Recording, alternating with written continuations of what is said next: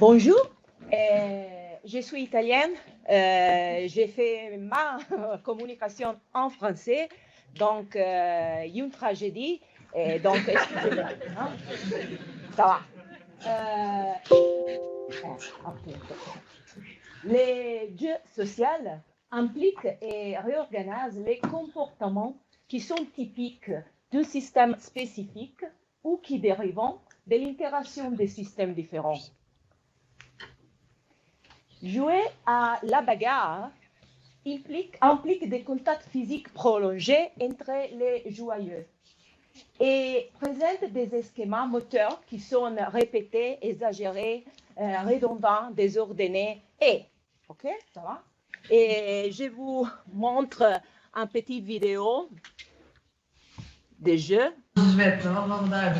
Papa, dat was mama. Ja. Die heeft broodje. Les patterns sont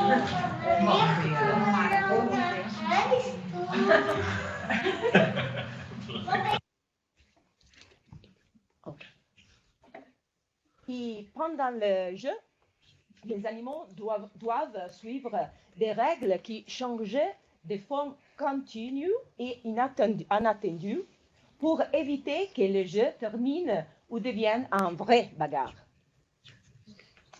3 mesures donnent une indication de succès des sessions de jeu. La symétrie, niveau de balancement des actions offensives et défensives échangées par les joueurs. La variabilité, la diversité des patterns ludiques utilisés. Et la durée, les périodes du temps occupées par la session. Pendant le jeu, chaque individu doit discerner et répondre correctement aux signaux émis par l'autre joueur. Chez les primates, le signal ludique le plus courant est la phase de jeu, play phase. Nous avons 2 variantes des phases de jeu qui sont la play phase où la bouche est ouverte et seulement les dents inférieures sont exposées. Et la full play phase où la bouche est ouverte avec les dents inférieures et supérieures exposées. La réplication rapide et automatique de cette expression faciale, mimique faciale rapide, a fait positivement les succès de l'interaction ludique. On sait déjà que la Rapid Facial Mimicry est présente chez les grands singes, y compris les gorilles de plaine. Je vous montre une petite vidéo des mimiques faciales. Full play face. Guardate che meraviglia!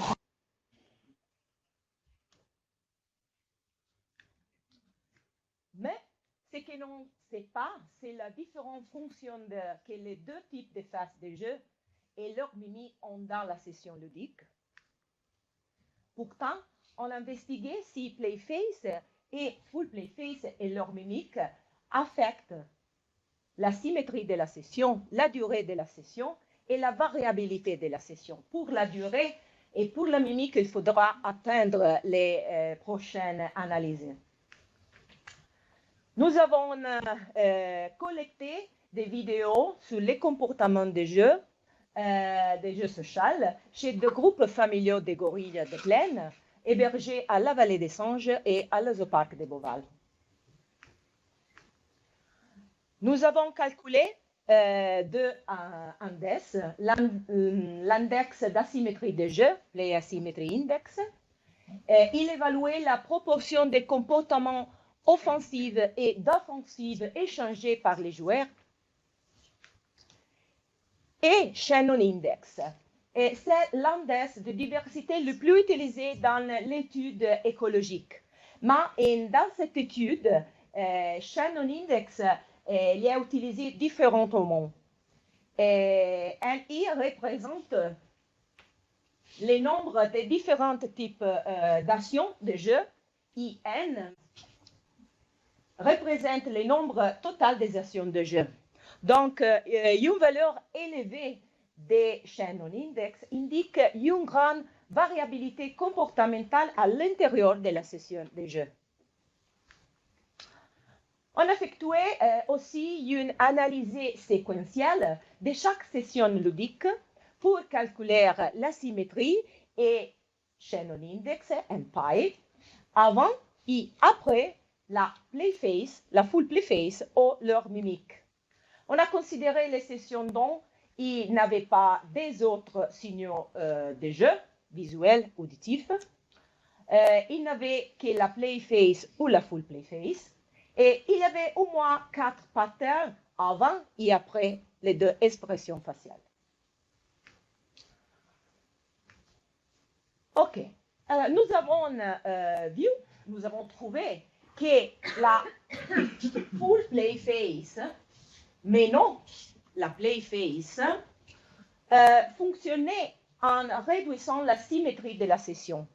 Car les pailles... OK. Non, pardon. J'ai beaucoup de problèmes avec cette chose qu'avec le français. Hein? Donc... En avant, en arrière. OK. Ça va? OK. OK. Et la Lucina? Oh, merci. Très gentil. Et donc, car les pailles, après l'émission de la full play phase, étaient inférieures aux pailles avant l'émission de l'expression. Mais la question est, est-ce que c'est la full play phase ou sa mimique rapide qui affecte la symétrie de la session? Et donc, nous avons trouvé que sa réplication rapide de la full play phase, mais pas les seules performances de la full play phase réduit la symétrie du jeu. Par contre, la play phase, mais pas la full play phase, mais pas la full play phase, fonctionnait en augmentant les variabilités de la session en termes de diversité et de distribution de comportements, car les valeurs de l'indice de diversité étaient supérieures après l'émission de la play phase qu'avant l'émission de la play phase. La même question est, est-ce que c'est la play phase ou sa mimique rapide qui affecte la variabilité de la session? Et nous avons trouvé que seulement la performance de la play phase, mais n'est pas sa réplication rapide, augmente la variabilité du jeu. Pour la durée de la session, nous avons considéré tous les signaux de jeu, donc play phase, full play phase, signaux auditifs, signaux multimodal, et nous avons trouvé que seulement la full play phase a un effet sur la durée du jeu, et quand la full play phase est présente, la session ludique est plus longue. On a vu que la play phase est associée à une majeure variabilité de jeu en termes de diversité et de distribution des comportements. La full play phase, mais n'est pas la play phase, est associée à une durée plus longue de la session. C'est la mimique rapide de la full play phase, mais pas la full play phase en soi-même, qui est associée à une majeure symétrie de la session. Donc, nous pensons que la différente origine de cette expression faciale peut raisonnablement expliquer les différentes fonctions. En fait, il a été suggéré que la play phase pourrait être la version ritualisée du mouvement qui précédait les morsures. Donc, la play phase pourrait être pour montrer les côtés non sérieux du comportement ludique. C'est seulement du jeu. La full play phase est un stimulus plus saillant qui peut être dérivé d'une combinaison de la play phase et du vertif, un signal d'affisement, de soumission et d'affiliation. Donc, La full play phase pourrait aider les individus à maintenir la session ludique. On est très motivé à jouer. Sa mimique favorisait la synchronisation et la réciprocité entre les joueurs, possiblement associés au partage de l'esprit des jeux, Playful Mood. On a continué à jouer ensemble.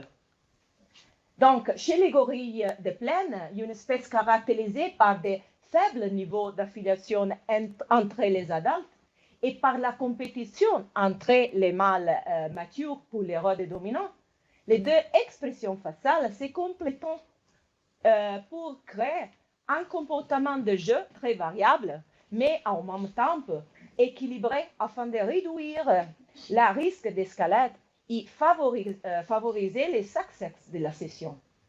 Donc, take home message, c'est que les deux expressions de jeu peuvent être différentes non seulement en termes d'origine, mais aussi en termes de fonction. Des questions restent ouvertes.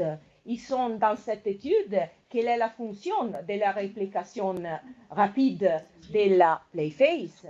Et est-ce que cela pourrait prolonger la durée? Et plus en général, est-ce que play phase et full play phase ont des fonctions différentes chez les différentes espèces de primates ou en fonction du système social? Donc, merci beaucoup.